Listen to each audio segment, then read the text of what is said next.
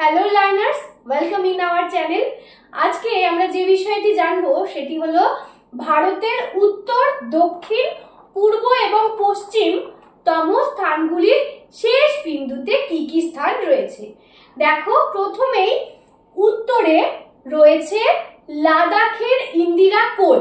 ঠিক আছে, কি রয়েছে? ইন্দিরা কোল। কোথায় অবস্থিত? লাদাখ।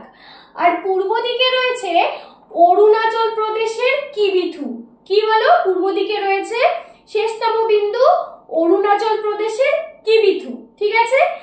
আর এই যে পশ্চিম দিকে রয়েছে গুজরাটের গুহারমতি। কি রয়েছে বলো? গুজরাটের গুহারমতি কোন দিকে রয়েছে? পশ্চিম দিকে। আর দক্ষিণ দিকে কি রয়েছে বলতো?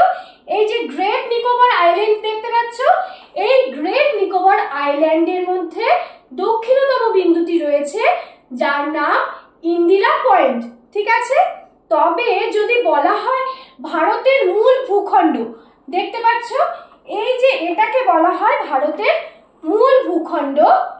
এই অংশের মধ্যে দক্ষিণতম বিন্দু হলো এই যে তামিলনাড়ুর মধ্যে অবস্থিত কন্যাকুমারী। ঠিক আছে, তাহলে মূল ভূখণ্ড বললে কি বলবে? কন্যাকুমারী। কোথায় অবস্থিত? তামিলনাড়ু।